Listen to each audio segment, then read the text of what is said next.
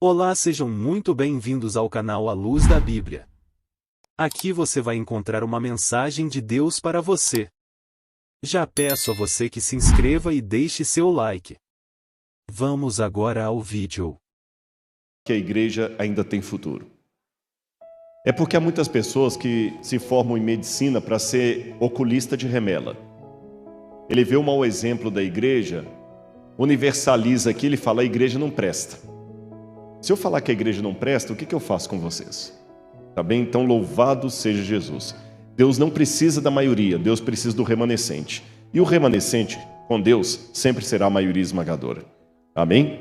Vou ilustrar o que eu quero dizer para vocês, como é que eu descobri no livro de Jó uma maneira de explicar racionalmente o sofrimento. Tá bem? Você sabe, antes de falar como eu descobri, deixe-me colocar primeiro o problema que eu tive com o livro de Jó. Quando eu entrei para a igreja, gente, sofrimento era o meu sobrenome. Lar tóxico, complicado, com todos os traumas imagináveis e inimagináveis, violência doméstica, violência moral, psicológica, pressão, aquela coisa toda. E às vezes eu chegava na igreja, parecia assim que eu estava entrando no... Sabe criança pobre de desenho, que ele fica na porta da padaria vendo as guloseimas lá e todo mundo comendo? Assim que eu me sentia. Eu falava: poxa, Senhor, por que as coisas dão tão ruim para mim? Aí alguém falou assim: olha, você quer entender? Leia o livro de Jó. E eu fui ler o livro de Jó e não me ajudou nada. Porque o livro de Jó parecia o seguinte: Jó era um camarada bom, perfeito e tudo. Daqui a pouco eu vou colocar o problema. Parece que Deus faz uma aposta com o diabo. Ele vai ficar fiel, não vai, não vai. Vamos apostar? Vamos, R$1.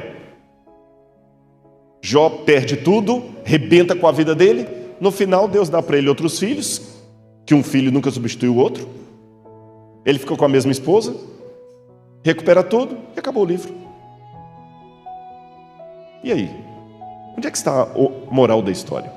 Então, estudando mais a fundo o livro de Jó, eu descobri que vamos então aplicar isto ao livro de Jó, para entender melhor o livro de Jó. Para resumir a história de Jó, eu só vou ler o primeiro versículo com vocês e vou fazer um resumão aqui, um simulado aqui, né? Vamos ver aqui Jó, capítulo 1, versículo 1. Havia um homem na terra de Uz, cujo nome era Jó. Esse homem era íntegro e reto, temia a Deus e se desviava do mal. Essa expressão era íntegro em hebraico, é a palavra tam. Tam em hebraico quer dizer uma pessoa completa. Traduzindo o hebraico em miúdos, Jó era um cara gente boa, competente, bem-sucedido, bom pai, bom amigo, bom vizinho. Se Jó estivesse aqui na igreja, ele estaria sendo homenageado como o melhor ancião da igreja. Se ele estivesse entre os líderes de jovens, ele estaria sendo homenageado como aqueles que destacou. Se ele estivesse na Câmara do Comércio de Salvador, ele seria agraciado ali com a medalha de honra ao mérito. Ele ganharia o título de cidadão honorário de Salvador. Tudo. Jó era bom em tudo. E além de ser bom, sabe aquele bom que até dá raiva? Era o Jó. E além de ser bom em tudo, Jó também se desviava do mal. Aí a Bíblia fala que um belo dia, ele tinha filhos e filhas, ele estava vendo os campos dele, todos aí, os filhos, os animais, cada vez prosperando mais ainda. Jó era um homem feliz. A vida passava por ele e ele tinha tanta preocupação em não perder o contato com Deus, que ele fazia sacrifícios em prol dos filhos quando esses tinham festas, para que não houvesse nenhum pecado ali. Até que um dia a Bíblia fala que houve uma reunião no céu, e os filhos de Deus foram comparecer perante o Senhor. E enquanto os filhos de Deus, que eram anjos, seres de outros mundos não caídos, estavam diante de Deus, veio também Satanás entre eles. E Deus pergunta para Satanás: o que você está fazendo aqui? E Satanás falou assim: vim de rodear a terra e passear por ela. E Deus falou assim: você já viu meu servo Jó? E Satanás fala assim: ele é seu servo porque o Senhor o compra com bênçãos. Tira tudo dele e eu quero ver se ele vai continuar abençoando o Senhor. Deus permitiu, e Satanás começa a punir Jó. A primeira notícia que Jó recebe é que os campos dele haviam pegado fogo, ele perdeu tudo. Depois Jó rasgou as vestes quando ele descobriu que os seus filhos também foram mortos num saque. Para piorar, depois de ter perdido toda a sua riqueza, ter perdido todos os seus bens e os seus filhos terem morrido, ele começou a ter doença de pele. E para piorar tudo isso, a esposa dele ficava sempre no ouvido ali, incomodando. Amaldiçoa a Deus e morre, por que você insiste tanto na sua inocência? Depois vieram 3 amigos de Jó e começam a dialogar com ele o livro todo. E vão dialogando. Jó perde a paciência com as falas deles e fala o seguinte: ora, vocês esqueceram que Deus está me punindo? Os amigos: não fale isso, Jó, não fale isso, tema a Deus. E Jó falou o seguinte: eu sou inocente, ele é que está me punindo, eu não sei porquê.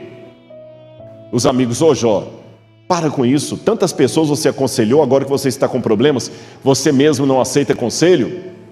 Até que no final, um 4º elemento aparece, mais novo que os demais, e esse é o único que é agraciado por Deus, que Deus aceita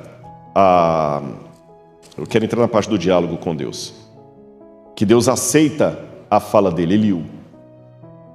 E finalmente, Deus aparece para Jó, num redemoinho.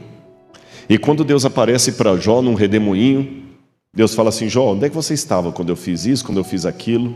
E recupera tudo o que Jó tem. Como eu falei, uma história que, olhando grosso modo, ela parece assim trazer muitos problemas. Aliás, o próprio hebraico de Jó já é complicado. Jó tem o hebraico mais difícil de todo o Antigo Testamento. Quando São Jerônimo estava traduzindo a Vulgata Latina no 4º século, Jerônimo falava o seguinte, que o hebraico de Jó era escorregadio como lama. Porque tem frases e palavras que você pode ler de 2 maneiras. Por exemplo, eu sei que meu Redentor vive, no contexto pode ter o sentido de eu quero a redenção enquanto estou vivo. Muda completamente. Eu sei que meu Redentor vive é uma coisa, eu quero a redenção enquanto eu estou vivo, mudou tudo. É como se eu dissesse assim: fui à casa da minha avó que dava os fundos dela para o mar. Você está falando dos fundos de quem? Da casa? Esse é o hebraico de Jó, o tempo todo assim. Além disso, o outro problema que eu tinha com Jó é aquele que eu falei com vocês, parece que é uma aposta. Tem um filme muito antigo, Trocando as Bolas, eu não sei quem conhece, é uma comédia que 2 empresários fizeram um pacto de pegar um executivo e acabar com a vida dele para ir para a sarjeta, e pegar um homem da sarjeta e colocá-lo, só mudando a vida deles lá para ver. Acabou com a vida dos 2. E no final a aposta dos homens era de $1. Quer dizer, estamos brincando. E parece que é isso. Parece que Deus faz uma aposta com o diabo. Será que eu sou apenas isso? Um objeto de aposta entre Deus e Satanás? Será que é isso que eu sou? Outro problema que eu tenho com Jó. Quando você analisa o que os amigos de Jó falam, é só coisa verdadeira. Pastor Eduardo está aqui, sabe como é que quando a gente prega na internet, qualquer coisa que você fala para mais ou para menos, vira de ortodoxia a heresia em 2 minutos. O problema é que quando eu pego a fala dos amigos de Jó, eu só vejo ortodoxia. Por que Deus pune se eles só falaram a verdade? Outro detalhe, será que Jó era tão paciente assim? Depois de perder seus filhos, a saúde, Jó enfrentou ainda a revolta da mulher e a incompreensão dos amigos. Jó ergueu aos céus 16 vezes a mesma pergunta: por quê, por quê, por quê? Mas olha bem, é realmente... Agora, onde é que está isso na Bíblia? E o pior é que não vem só com esse negócio de o verdadeiro cristão não pergunta por quê e sim para crer, que talvez jogaram isso para você. Vem também com uma gama que você não pode nunca questionar, senão você perdeu sua fé. Se questionar é pecado, então Jesus cometeu um pecado no último momento da vida dele, porque ele terminou o ministério na cruz do Calvário falando: Deus meu, por que me desamparaste? Elahi, Elahi, lama sabachthani. Deus meu, por que me desamparaste? Então Jesus perdeu a fé. Eu descobri que a Bíblia me dá o direito de fazer perguntas. É que existem 2 tipos de questionamento. Existe o questionamento de dúvida honesta, angústia, e o questionamento de desconfiança, são diferentes. Dúvida honesta. Papai, por que o senhor está me batendo? O que eu fiz? Isso é uma dúvida honesta. Dúvida de desconfiança. Você vai mesmo entregar? Quero ver, assina para mim aqui, senão eu não vou acreditar. Perceberam a diferença? A dúvida que ofende a Deus é a dúvida de desconfiança. Eu não confio em você, por isso que eu quero que você... Deixa comigo alguma coisa aqui para ter certeza que eu vou voltar. Deixa a sua carteirinha aqui que eu deixo você entrar. Isso é dúvida de... Você vai voltar mesmo? Desconfiança, eu não confio em você. Mas existe uma dúvida honesta que é uma dúvida de desabafo. E você tem o direito. Aliás, uma das possibilidades etimológicas do significado do nome Jó, uma possibilidade, a gente não sabe com certeza absoluta, é que Jó em hebraico, Yov, seria uma palavra que vem do ugarítico e significa onde está meu pai? Seria um questionamento. E Jó 16 vezes faz a mesma pergunta, por quê, por quê, por quê? E para piorar, qual foi a resposta de Deus? Silêncio. Jó expôs a sua queixa 34 vezes. E quando você quer queixar, não, irmão, não fala isso. Mas por quê? Não fala. Você vai ofender a Deus. Eu arranco de você o direito de falar, está doendo, porque é de bom tom que o cristão está sempre impávido colosso. Lembra que eu falei que os amigos de Jó são ortodoxos? Vamos ler algumas frases dos amigos de Jó. Algumas frases de Jó. De Jó. Tu tens alguma satisfação em oprimir-me, afinal tu mesmo me criaste. Como podes rejeitar a obra das tuas mãos, enquanto sorris com aprovação para o plano do inimigo? A Bíblia é inspirada por Deus? Essa passagem foi inspirada por Deus? Vocês ficaram com medo de responder? Vou perguntar de novo. A Bíblia é inspirada por Deus? Toda palavra, toda escritura é inspirada por Deus. Então pergunto, isso aqui foi inspirado por Deus? Então Deus sorri com a aprovação do plano dos inimigos? Deus é um sádico? Mas está escrito ali, ó. Jó.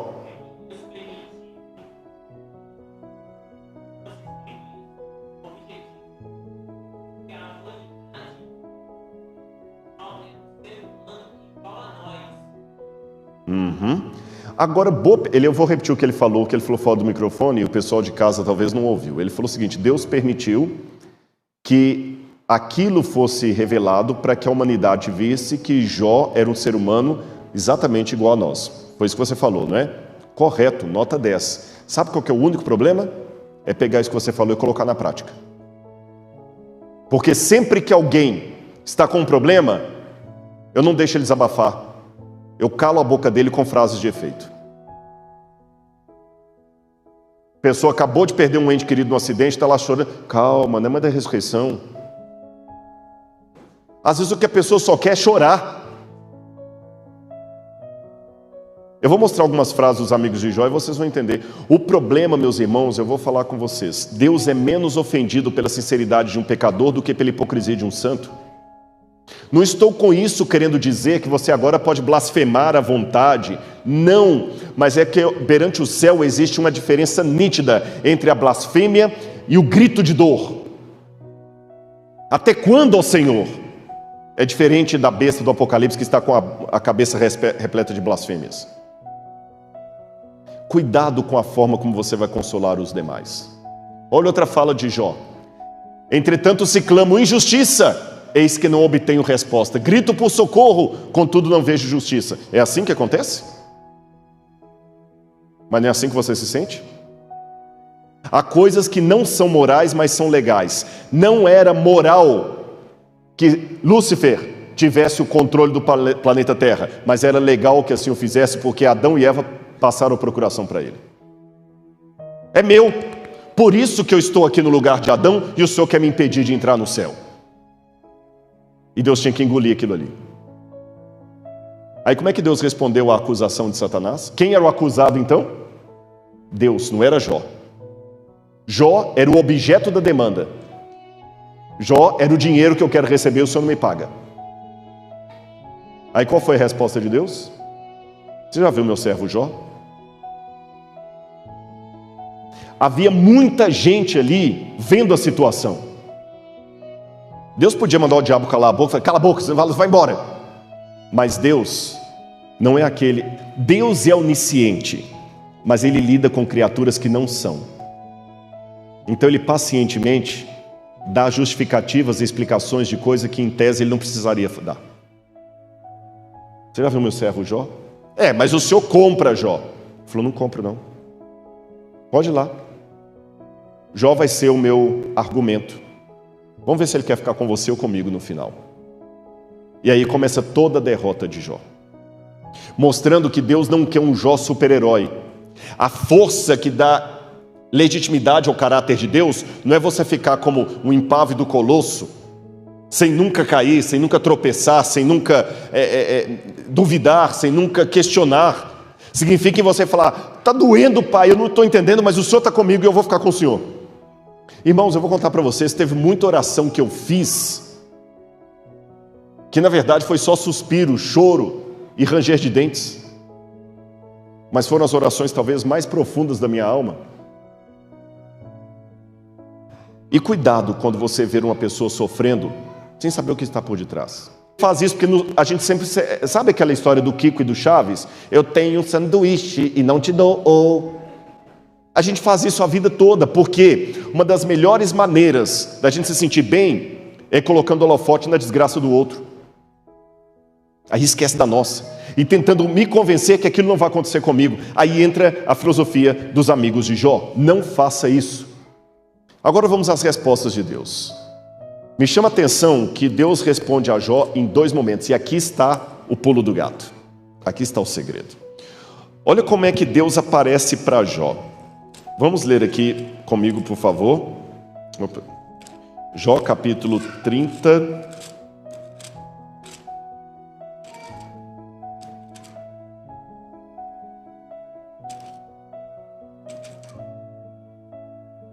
Só um segundo aqui. Jó capítulo 38, versículo 1.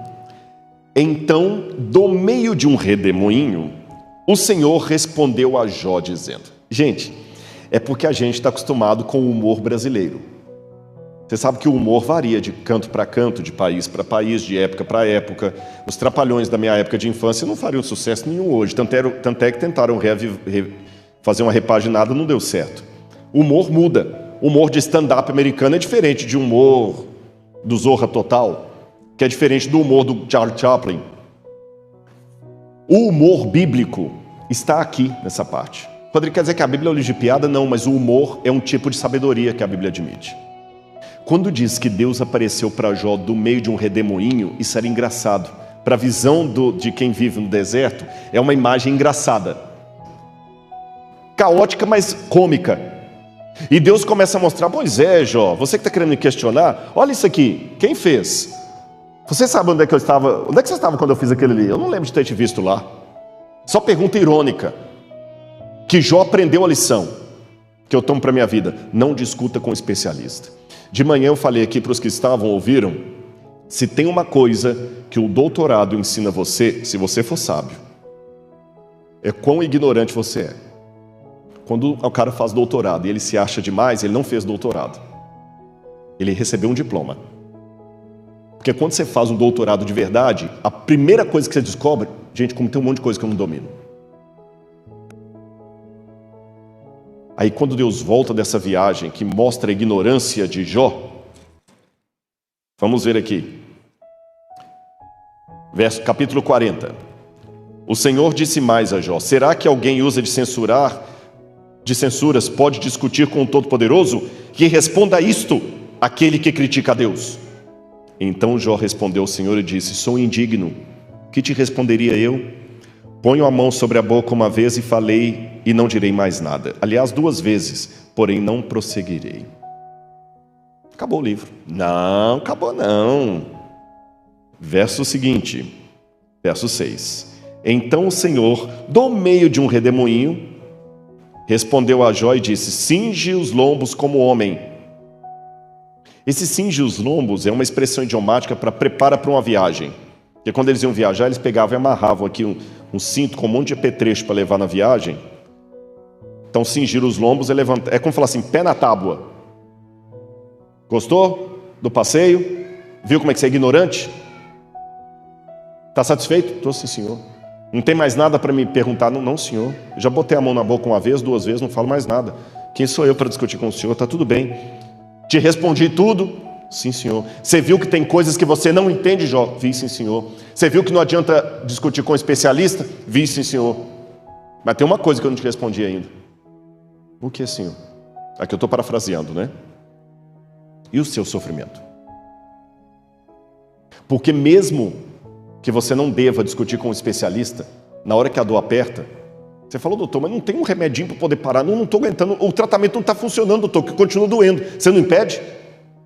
Faz alguma coisa para atender o que eu estou pedindo?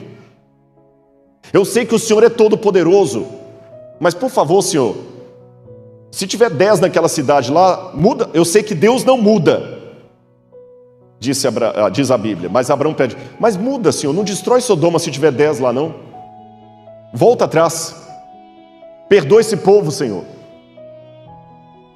Você quer saber agora sobre o seu sofrimento, Jó? Por que você está nessa? Monta aqui de novo. Senhor, não precisa não. Vem. E quando Deus monta, dessa vez, Deus não vai fazer um monte de perguntas para Jó. Deus vai mostrar duas criaturas terríveis para ele. O Behemoth e o Leviatã, que tragicamente traduziram por crocodilo e hipopótamo. Eu prefiro entender o Behemoth e o Leviatã como dois monstros indenomináveis, como se fosse um monstro marinho e um monstro da terra. Dois monstros caóticos. E sabe por que Deus mostrou para Jó dois monstros caóticos? E é mais, Deus não apenas fez esses monstros caóticos, como Deus destrói esses monstros, que aqui no capítulo 40, verso 19 diz, este aqui é a obra-prima dos feitos de Deus, daquele que o fez e o proveu de espada.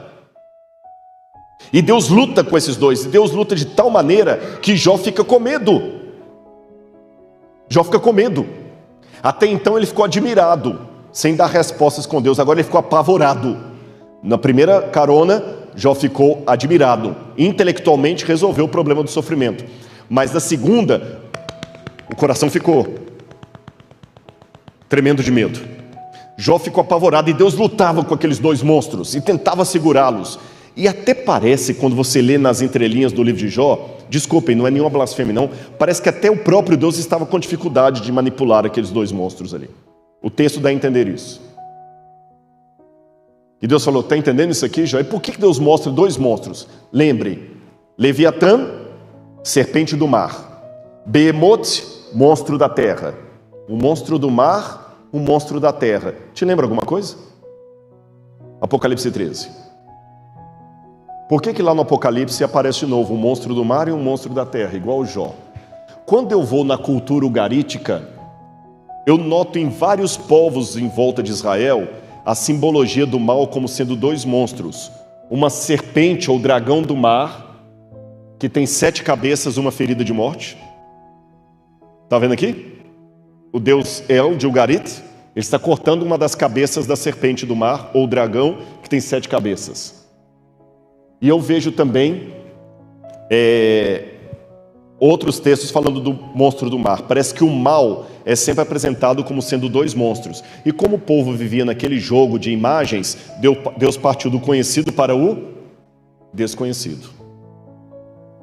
Agora que Deus luta com esses monstros, Jó começa a se lembrar de uma coisa que ele questionou a Deus lá. Jó capítulo 10, versículos 3 a 10, você pode ler com calma. Jó questiona assim, o Senhor porventura tem olhos de carne?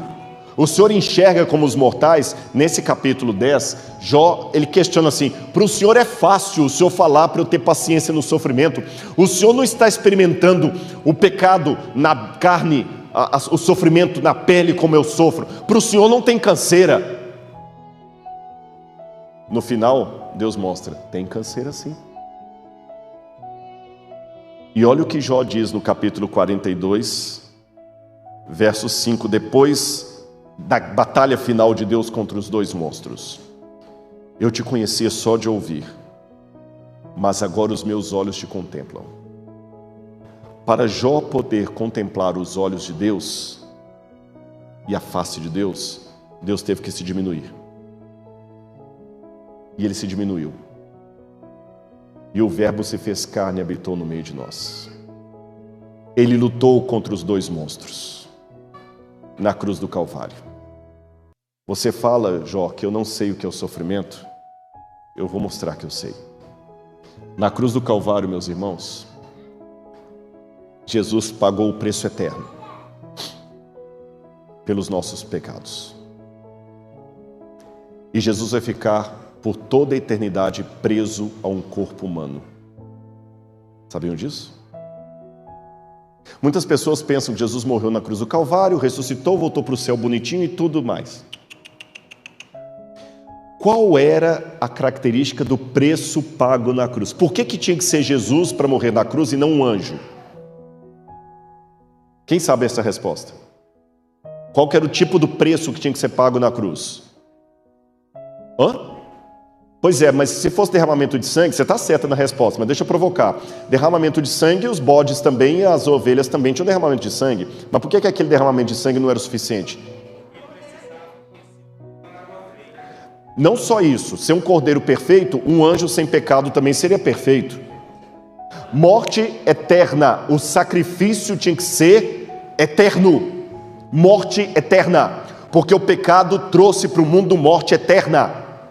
A morte que nós experimentamos, o sono da morte, é uma morte temporária. É apenas uma consequência, como espirrar, como envelhecer. A morte que o pecado trouxe, que o diabo queria nos aprisionar, é a morte de consequência eterna. Se é morte eterna, eu vou fazer uma pergunta filosófica para vocês. Como pode um Deus eterno, sinceramente, morrer? Se Deus é Deus e não pode perder a eternidade dele, como é que pode um Deus eterno morrer de verdade? Se ele é eterno, não é correto teologicamente falar, dizer que Jesus perdeu os dons dele, porque Jesus não tem como deixar de ser Deus. As marcas vão ficar eternamente. E como é que elas ficam eternamente? Sabe o único jeito? Se ele voluntariamente aceitar. Imagine por um instante que a sua salvação dependa da minha cegueira. Eu tenho que ficar cego para você ser salvo. Eu tenho que ficar cego para você ser salvo. Mas a minha visão é divina. Eu não tenho como perder a minha capacidade de enxergar, mas eu amo tanto você, que sabe como eu faço para que eu seja cego e você possa ser salvo? Voluntariamente, eu fecho os meus olhos. Estou enxergando? Não ouvi, estou enxergando? Mas eu perdi minha capacidade de enxergar? Não.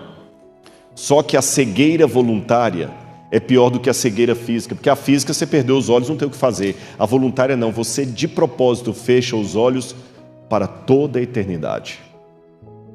Jesus, de propósito, aceitou morrer por toda a eternidade. E como pode um Deus eterno sinceramente morrer? Ele vai ficar por toda a eternidade preso a um corpo humano. Pega Jesus, que vivia na forma de Deus, para viver para sempre num corpo glorificado humano. Para sempre, não que ele perdeu, ele vai ficar para sempre, acabou. É o preço que ele pagou para a gente ir para o céu. Tende em vós, diz o livro de Filipenses, tende em vós o mesmo sentimento que houve em Cristo Jesus. Porque vivendo na forma de Deus, não julgou como usurpação ser igual a Deus. Antes a si mesmo se esvaziou, desceu o degrau, assumindo a forma de servo, vivendo entre os homens como servo, e aceitando a morte, e morte de cruz. Por isso Deus o exaltou sobremaneira. Ele deu um nome que está acima de todo nome. Espera aí, Jesus não é Deus? Você tem alguma coisa que você pode atribuir a Deus? Por que o Pai dá um nome para ele se ele já é Deus? Você tem uma credencial da associação, você já é pastor. Agora imagina que o desbravador fala assim, olha, pastor Eduardo, por tudo que você fez aqui, nós vamos te dar o título honoris causa de pastor da igreja adventista. Fala, obrigado, mas eu já tenho uma credencial no bolso.